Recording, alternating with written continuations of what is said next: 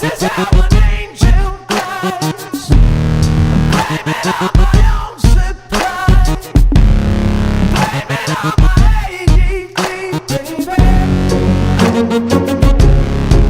Sail.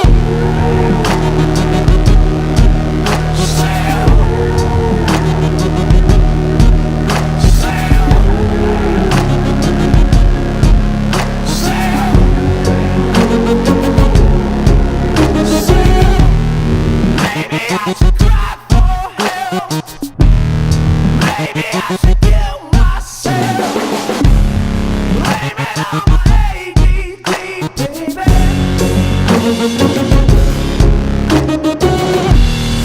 Maybe I'm a different breed.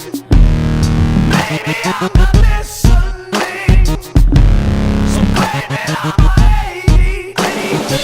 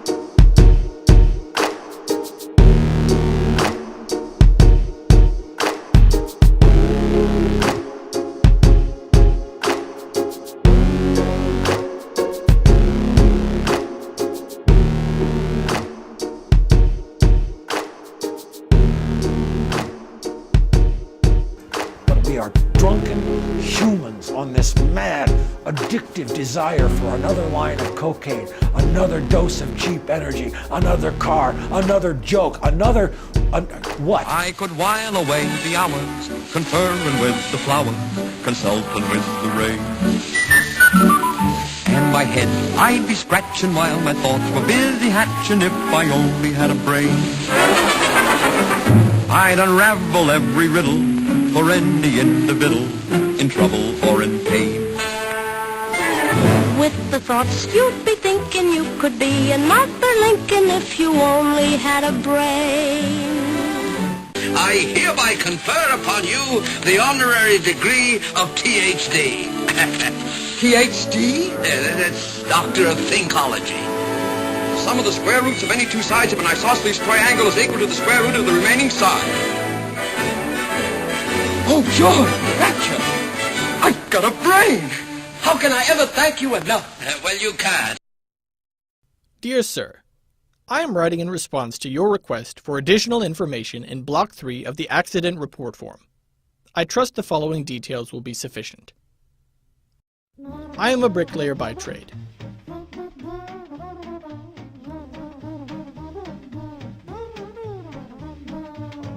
On the day of the accident, I was working alone on the roof of a new 5-story building. When I completed my work, I found I had approximately 500 pounds of bricks left over. Rather than carry the bricks down by hand, I decided to lower them in a barrel by using a pulley. Securing the rope at ground level, I went up to the roof, swung the barrel out, and loaded the bricks into it. Then I went down and untied the rope, holding it tightly to ensure a slow descent of the bricks. You will note in Block 11 of the accident report form that I weigh 135 pounds. Bricks only weigh 500 pounds, but I weigh 135 pounds, then that means 365 pounds. Due to my surprise at being jerked off the ground so suddenly, I lost my presence of mind and forgot to let go of the rope. Needless to say, I proceeded at a rapid rate up the side of the building. Meanwhile, the barrel proceeded downward. In the vicinity of the 3rd floor, I met the barrel. This explains the fractured skull, minor abrasions, and the broken collarbone, as listed in Section 3 of the accident report form. Slowed only slightly, I continued my rapid ascent, not stopping until I reached the pulley. Fortunately, by this time I had regained my presence of mind. I was able to hold tightly to the rope, in spite of the excruciating pain I was now beginning to experience. At approximately the same time, however, the barrel of bricks hit the ground. Now devoid of the weight of the bricks, the barrel weighed approximately 50 pounds. Okay, so the barrel weighs 50 pounds now, but I still weigh 135, so the difference is negative, As you might imagine, I began a rapid descent down the side of the building. In the vicinity of the 3rd floor, I met the barrel coming up. This accounts for the 2 fractured ankles, broken tooth, and severe lacerations of my legs and lower body. After my encounter with the barrel, I fell onto the pile of bricks. Fortunately, only 3 vertebrae were cracked. I am sorry to report, however, as I lay there on the pile of bricks, in pain, unable to move, I again lost my composure and presence of mind and let go of the rope.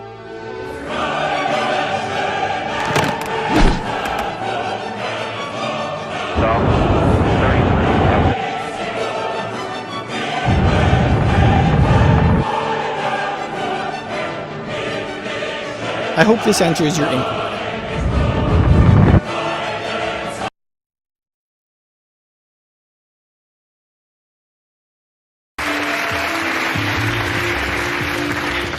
Hey, thank God you're here. All right, mate. These 2 blokes are workplace safety inspectors. They say they want to have a chat. All right, guys, he's here. This is our foreman. Morning. How you going? Just doing a routine inspection. Yeah, I can see that. What are you building here? A building, mate. Yeah, what type of building? One to put stuff in. Right. We've got a few concerns about your building site. Oh, yeah, really? We'll fire away. Boss, we've got nothing to hide, do we? Nothing to hide here. Nothing to hide. Okay, well, let's start with the most obvious. Most building sites will have a sign out the front that says no entry, authorised persons only. Yep. Your sign says construction site, safety is for sissies. Oh, boys. I said this is for the Christmas party, guys. I'll just give that back to you then. What do you think I'm noticing over here? Well, that bloke not doing a lot of work. Paying him. Get back to it, seriously. There is no safety barrier? No. What happens if I just step off the edge? Mate, you're knackered if you do that.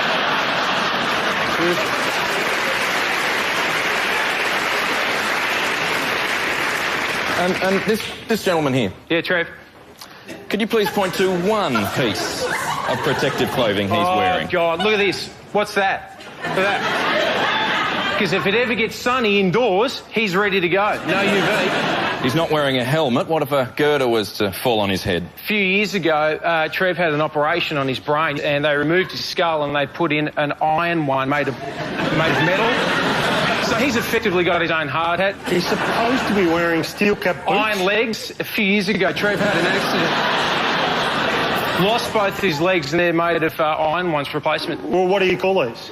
Legs. That's why... Yeah, but the boots on the bottom, mate, they're made of rubber. I mean, what's he going to do if a brick lands on it? Yeah, but what happens if a beach lands on it? He's going to be prepared. You're always thinking about, you know, the obvious stuff. What about, like, you know, if he's around a pool? Ready to welder. Can we have a word with him, please? Yeah, no worries. Hey, Mick, can you come down here a minute, please? Hi, Mick. Okay, what do you think we're noticing about this gentleman? He's a man-child. He looks about 12 years old. Yeah, I know. It's tragic. What would a 12-year-old boy be doing on a building site? Exactly. I wouldn't have one. Not in a fit. Well, he looks 12. He's 53. Have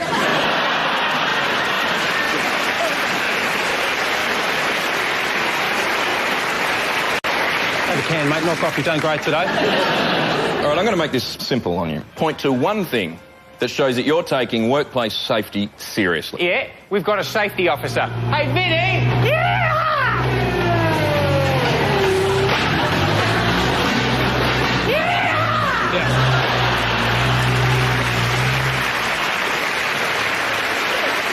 Your safety officer.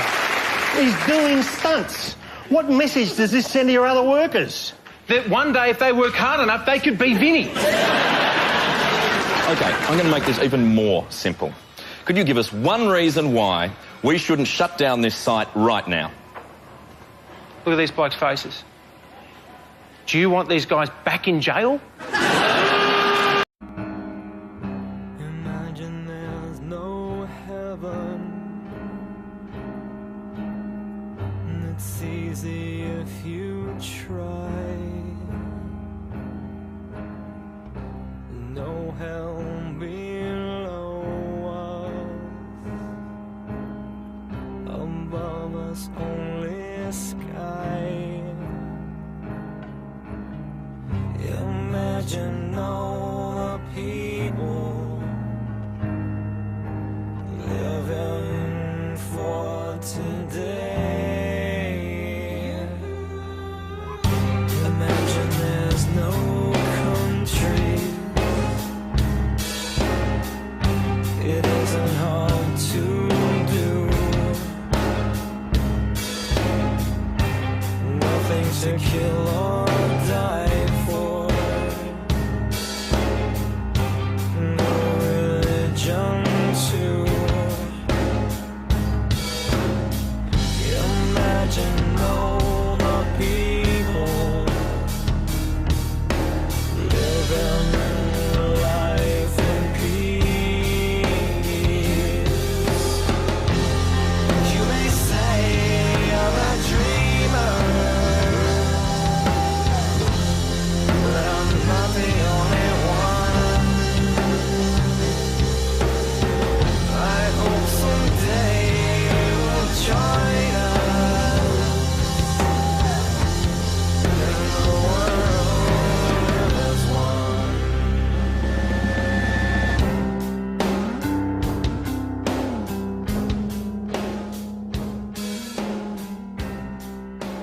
Coming up here today, I have no hidden agenda. I am fighting for my future. Losing my future is not like losing an election or a few points on the stock market. I am here to speak for all generations to come. I am here to speak on behalf of the starving children around the world whose cries go unheard. I am here to speak for the countless animals dying across this planet because they have nowhere left to go.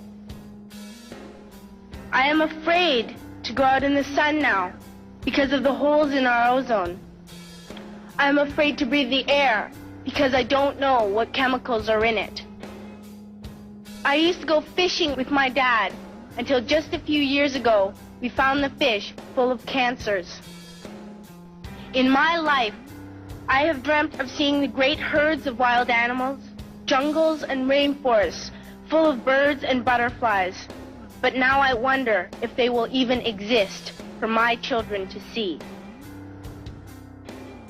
Parents should be able to comfort their children by saying, everything's going to be all right.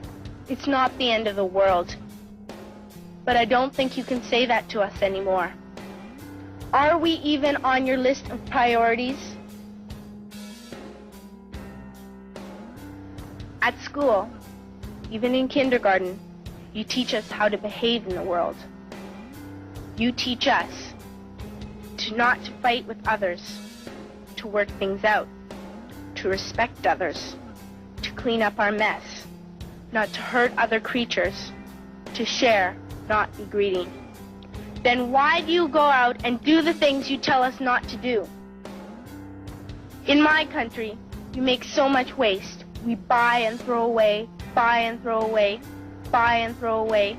buy and throw away, and yet northern countries will not share with the needy. Even when we have more than enough, we are afraid to share. My dad always says, you are what you do, not what you say. Well, what you do makes me cry at night. Here, you may be delegates of your government, business people, organizers, reporters, or politicians. But really, your mothers and fathers, sisters and brothers, aunts and uncles. I am only a child, yet I know if all the money spent on war was spent on finding environmental answers, ending poverty, and finding treaties, what a wonderful place this earth would be. I'm only a child, yet I know we are all part of a family, 5 billion strong. In fact, 30 million species strong. And borders and governments will never change that. I'm only a child, yet I know we are all in this together and should act as one single world towards one single goal. And should act as one single world towards one single goal. Imagine no possessions. I wonder if you can. No need for greed or hunger. A brotherhood of man. Imagine all people sharing all the world. You may say I'm a dreamer, but I'm not the only one. I hope someday you'll join us in the world as one.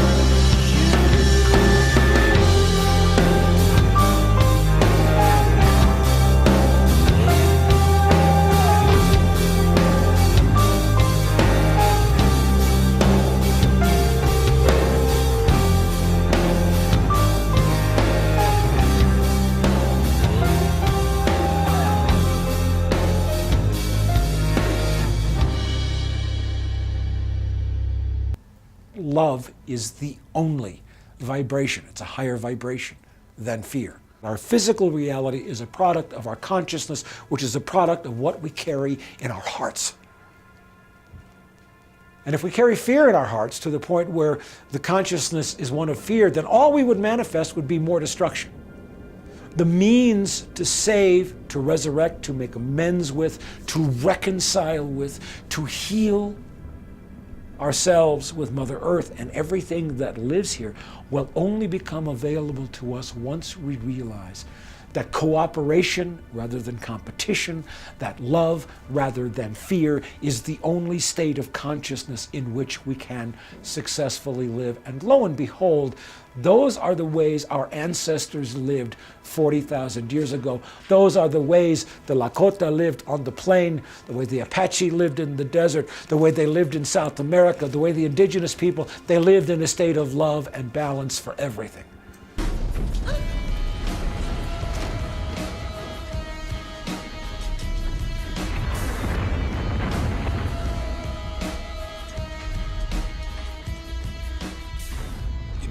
Very strange time in my life. With your feet on the air and your head on the ground. Try this trick and spin it. Yeah.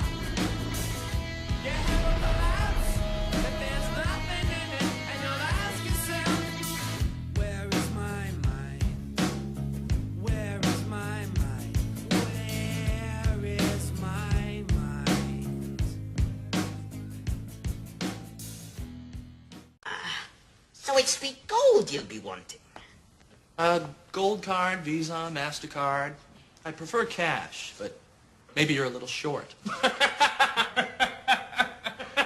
Boom, gotcha. One should never try to take a leprechaun's gold. One should never try to take a leprechaun's gold. Ah, you kill me. Huh? Now there's an idea. I'll have me gold! Ah, you missed me! That is one pissed off leprechaun.